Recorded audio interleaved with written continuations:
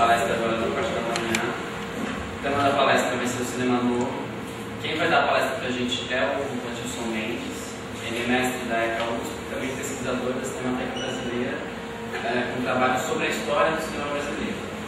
Ele tem esse livro aqui que ele organizou, chama Encontros, de Ismael Xavier. São entrevistas selecionadas do Ismael Xavier, que vai estar na parte da tarde, falando do documentário sobre o Mário Peixoto. E tem um outro livro também, dessa mesma editora, a Azuki Editorial, sobre cinema e anarquia.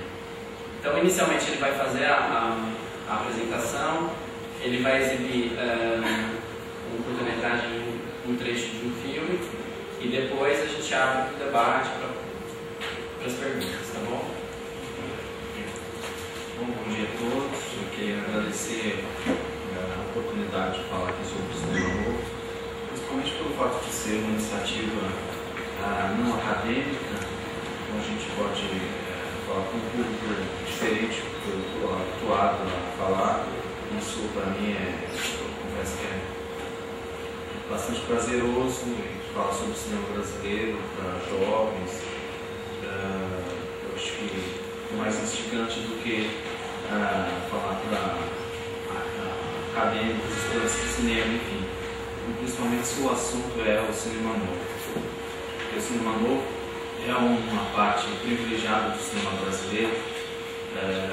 O cinema brasileiro tem poucas investigações, poucos trabalhos consistentes sobre o assunto. E o cinema novo foi meio que eleito assim, o principal assunto, porque, com razão, o cinema novo se destaca do cinema brasileiro pela sua qualidade, os filmes eles conseguiram produzir grande impacto na crítica nacional e estrangeira, dadas suas qualidades. Então, o cinema novo se destaca no meio do cinema brasileiro e fica sendo assim uma espécie de menina dos olhos do cinema brasileiro, porque é de fato um período mais brilhante do cinema brasileiro. Então, falar sobre o cinema novo, mais uma vez, é importante, claro, mas me agrada mais que o público seja não acadêmico e que o público acadêmico já está um pouco cansado de tanto falar do cinema novo, do Glauber Rocha, de alguns cineastas assim, que já se falou muito. Então eu queria falar de algumas características desse movimento, porque é difícil falar do cinema novo de uma maneira assim coesa, porque embora seja um movimento cinematográfico com esse nome, existe uma pluralidade de estilos, de formas, de disposições políticas que foram etiquetados assim como cinema novo. Então a gente é difícil falar de uma escola artística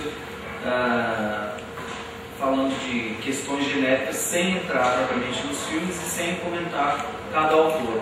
Mas eu vou arriscar aqui algumas opiniões assim bastante rápidas e genéricas sobre o movimento como um todo, como que ele inovou no cinema brasileiro, como ele se transformou num ícone internacional do cinema brasileiro, no cinema moderno em geral. Então, mas para falar disso, eu não queria entrar nos filmes e analisar os filmes propriamente como faz o Ismael com primor e bastante rigor. Eu queria falar fora dos filmes, fazer um panorama rápido de como esses filmes possuem e criam um diálogo entre eles, mas do ponto de vista exterior. Assim, eu queria falar um pouco do contexto em que eles surgem, comentar algumas características técnicas e como essas características técnicas são importantes para a inovação do movimento. E queria falar um pouco também da história do Brasil que faz surgir esse movimento. A gente sabe que o movimento surge por volta de dos anos 50, na passagem dos 50 para os 60, e a gente sabe que é um momento privilegiado da história do país, um momento assim que a gente teve um ensaio, um breve lampejo, onde a economia brasileira teve um impulso, uma projeção inédita, né? A gente passou de um país quase que colonial ainda no século XX para um país que começou a constituir uma indústria interna, e isso resultou, digamos assim, em um certo otimismo, um otimismo nos mais diversos setores da sociedade brasileira, um otimismo na esfera da industrialização, na esfera dos costumes, na esfera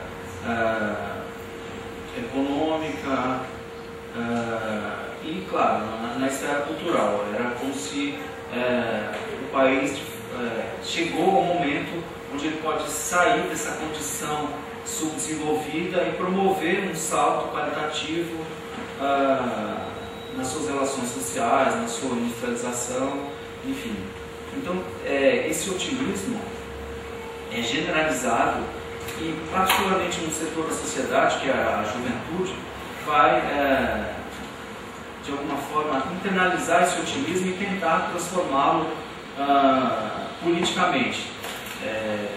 Mais que seja um desenvolvimento por cima e visto de hoje, assim, algo bastante embrionário que aconteceu nesses anos entre 55 e 60, causou bastante furor na juventude da época, que viu nesse momento uma possibilidade de emancipação política, cultural, enfim.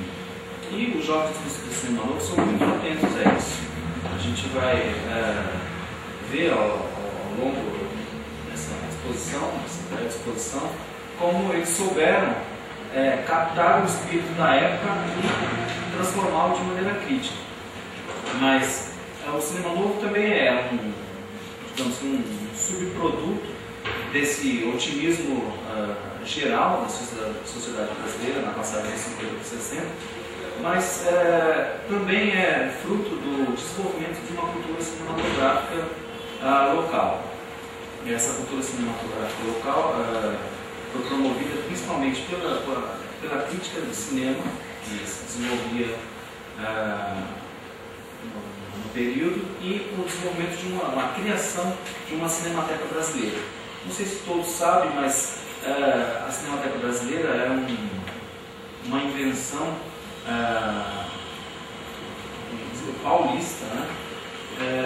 Que é uma espécie de um museu do cinema, onde se promove uma renovação das referências cinematográficas e se promove também pesquisa sobre estudos cinematográficos, né? E quem vai ser o idealizador dessa Cinemateca Brasileira vai ser um crítico muito importante, que é o Paulo Emílio Salles Gomes. O Paulo Emílio Salles Gomes, ele ficou muito tempo na França e teve muita influência na Cinemateca francesa. E ele percebeu que poderia instalar no Brasil, em razão boa parte em razão também por esse otimismo cultural, uma cinemateca no Brasil. Então, o que ele faz? Ele incentiva o diálogo entre as duas cinematecas e começa a promover mostras de cinemas que serão muito importantes para esses jovens que estão se formando culturalmente, né? Então, duas mostras são particularmente importantes, uma de 1952 e outra de 1954. São as primeiras grandes retrospectivas do cinema brasileiro. O cinema brasileiro, como a gente sabe, sempre foi um